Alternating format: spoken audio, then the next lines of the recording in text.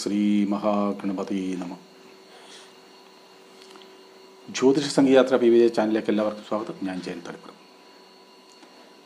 ഇന്നത്തെ വീഡിയോയിൽ പറയാൻ പോകുന്നത് ജൂലൈ 12 മുതൽ 9 നക്ഷത്രക്കാർക്ക് ഇരട്ടി നേട്ടങ്ങളും കാര്യഗുണവും ആഗ്രഹ നിവൃത്തിയും ഉള്ള കാര്യമാണ് പറയാൻ പോകുന്നത്. ഈ 9 നക്ഷത്രക്കാർക്ക് എല്ലാ പ്രയാസങ്ങളും മാറുന്ന ഒരു കാലഘട്ടമാണ് ഇനി വരാൻ പോകുന്നത്.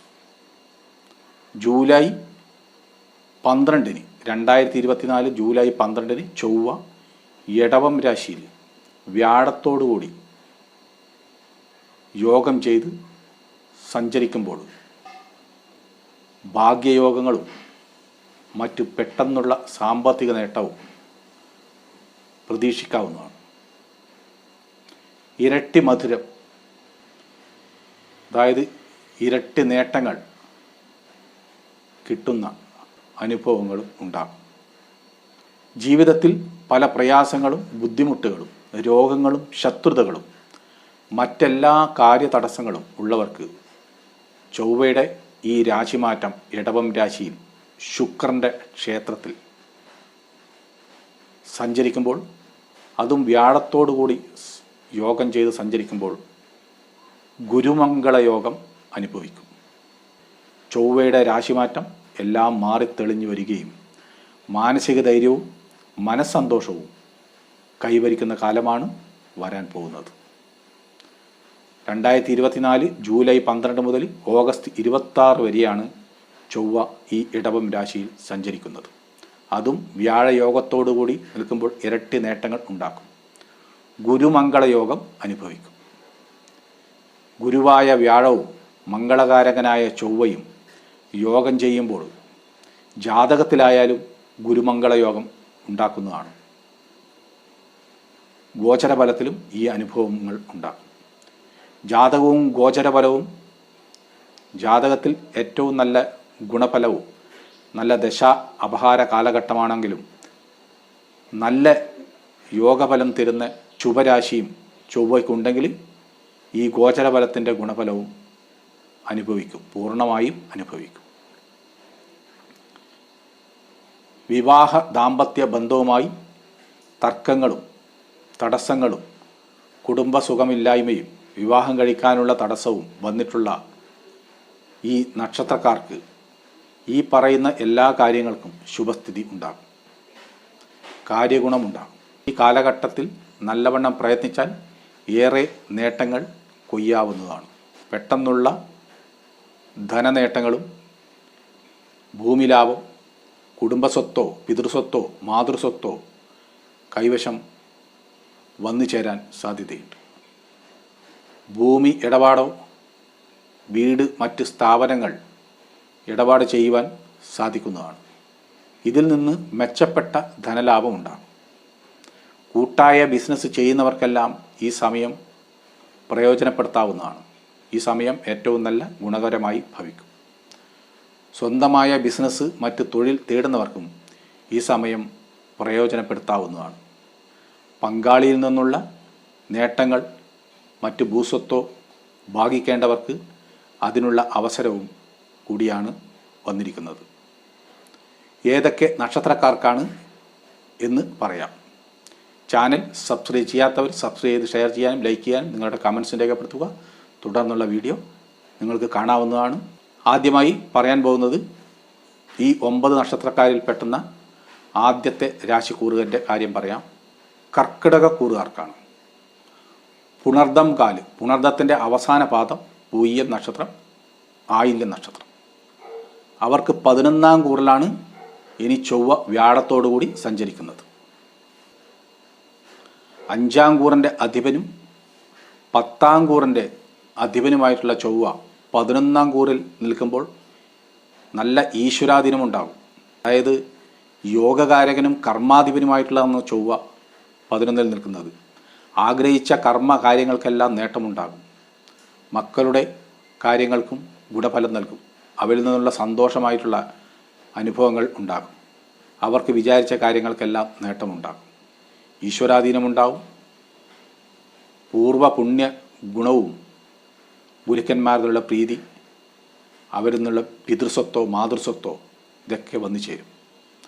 പ്രജ്ഞാ മേധാപ്രതിഭ വിവേകശക്തി പുരാതന പുണ്യം, നല്ല മനോധൈര്യമുണ്ടാകും, കാര്യഗുണമുണ്ടാകും, മനസ്സന്തോഷവും കൈവരിക്കും. എല്ലാം കൊണ്ടും വളരെ നേട്ടമുള്ള ഒരു കാലമാണ് ഈ ചൊവ്വ 11-ാം കൂറിലേക്കുള്ള സഞ്ചാരം. അപ്പോൾ ഈ കർക്കിടക കൂറുകാർക്ക് ഏറെ ഗുണഫലം ചെയ്യുന്ന കാലമാണ് വന്നിരിക്കുന്നത്. അടുത്തത് ധനുക്കൂറാണ്. ധനുക്കൂറുകാർക്കും ഏറ്റവും ഗുണപ്രദമാണ്. ചൊവ്വ നിൽക്കുന്നത് 6-ാം കൂറിലാണ്. മൂലം പൂരാടം ഉത്രാടം കാല് ധനുക്കൂർ. 5-ാം കൂറിൻ്റെ അധിപനും 12-ാം കൂറിൻ്റെ അധിപനുമായിട്ടുള്ള ചൊവ്വ 6-ാം കൂറിൽ നിൽക്കുമ്പോൾ ഏതെങ്കിലും തൊഴിൽപരമായിട്ട് പുറത്തു പോകുന്നവർക്ക് ഏറ്റവും ഗുണപ്രദമാണ്. പുതിയ തൊഴിൽ തേടുന്നവർക്കും ഗുണഫലമായി ഭവിക്കും. മക്കളുടെ വിവാഹ കർമ്മ നേട്ടങ്ങൾക്കെല്ലാം ഗുണമുണ്ടാകും. ശത്രുജയമുണ്ടാകും. ശത്രുക്കളുടെ പ്രയാസങ്ങളും തടസ്സങ്ങളെല്ലാം ഉണ്ടെങ്കിൽ അതൊക്കെ മാറി മാനസിക സന്തോഷം കൈവരിക്കും. മനോധൈര്യവും വന്നു ചേരും. ആരോഗ്യം നിലനിർത്തും. രോഗങ്ങളുണ്ടെങ്കിൽ രോഗശമനമുണ്ടാകും. ധനലാഭം പ്രതീക്ഷിക്കാം. ഇപ്പോൾ 6-ലെ വ്യാഴം അത്ര ഗുണകരമല്ലാത്ത ഒരവസ്ഥയാണ് ഈ ധനുക്കൂറുകാർക്ക് വന്നിരിക്കുന്നത്. വ്യാഴത്തിൻ്റെ കൂടെ ചൊവ്വ യോഗം ചെയ്ത് നിൽക്കുമ്പോൾ ഈ കാലഘട്ടത്തിൽ വ്യാഴദോഷം ഉണ്ടാവുകയില്ല. ഗുണപ്രദമായ അനുഭവങ്ങൾ ഉണ്ടാകും. ഇവർക്ക് ഈ ധനുക്കൂറുകാർക്ക് ഏറെ ആശ്വസിക്കാവുന്ന ഒരു കാലഘട്ടമാണ് വന്നിരിക്കുന്നത്. അടുത്തത് മീനക്കൂറാണ്. പൂരുട്ടാതിയുടെ അവസാന പാദം, പൂരുട്ടാതി കാല്, ഉത്രട്ടാതി നക്ഷത്രം, രേവതി നക്ഷത്രം. മീനക്കൂറുകാർക്ക് 3-ാം കൂറിലാണ് ചൊവ്വ സഞ്ചരിക്കുക. ശത്രുജയം, ആരോഗ്യം, ധനലാഭം, കാര്യഗുണം. കൂട്ടു ബിസിനസ് ചെയ്യുന്നവർക്ക് ഏറെ നേട്ടങ്ങൾ പ്രതീക്ഷിക്കാവുന്നതാണ്.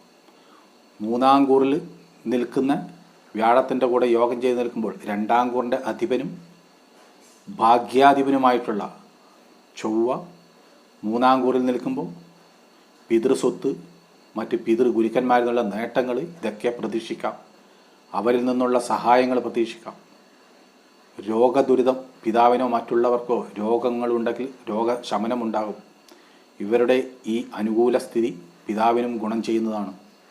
കുടുംബത്തിൽ നിന്നുള്ള സ്വത്ത് വന്നു ചേരാം. കുടുംബത്തിൽ ധനലാഭം, ഐക്യം, ശത്രുതകളുണ്ടെങ്കിൽ അതൊക്കെ മാറും. പല നേട്ടങ്ങളും ഇവർക്ക് ഈ മീനക്കൂറുകാർക്ക് പ്രതീക്ഷിക്കാവുന്ന കാലമാണ്. കുറച്ച് മോശപ്പെട്ട കാലമാണ് ഈ മീനക്കൂറുകാർക്ക് ഈ അടുത്ത കാലത്തായി വന്നിരിക്കുന്നത്. ഈ ചൊവ്വയുടെ മാറ്റം ഏറെ നേട്ടങ്ങൾ പ്രതീക്ഷിക്കാം.